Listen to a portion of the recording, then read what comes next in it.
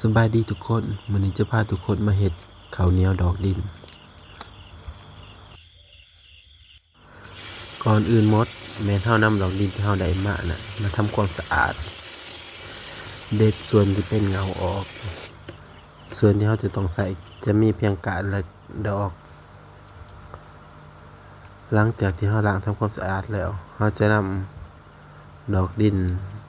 มาตำหรือถ้าไผมีเครื่องปั่นก็ใส่เครื่องปั่นแทนได้จากนั้นแม่นให้เฮาตำดอกดินของเฮาให้ละเอียดเพื่อที่ว่าเฮาจะได้นำของต้นดอกดินที่ว่าเข้มข้นเนาะหลังจากนั้นก็ให้ตื่มน้ำแล้วก็คั้น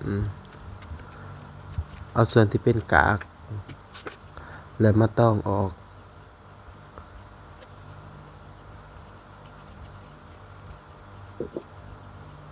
คั้นออกส่วนที่เป็นกากออกเหลือไว้แค่น้ำที่เฮาจะต้องใส่ภายหลังที่เตรียมในส่วนน้ำของดอกดินแล้วเฮาจะมาล้างเขาสารที่เฮาจะไปมาเนาะล้างทำความสะอาดประมาณ2น้ำหลังจากนั้นให้นำน้ำของดอกดินที่เฮาเตรียมไว้มาเขามาไว้ประมาณ1ชั่วโมงหรือข้ามคืนเลยก็ได้ส่วนนี้ก็แม่นสีเขาที่ว่าเฮามานะดอกดินไว้ข้ามคืนสีก็จะเข้มขึ้นแหน่จักหน่อยหลังจากนั้นแล้วให้เฮาเอาไปนึ่งประมาณ25-30นาทีและนี่ก็คือข้าวเหนียวดอกดินที่เฮานึ่งแล้วสีก็ออกประมาณนี้ทุกคนจะออกเป็นม่วงๆดำๆจักหน่อย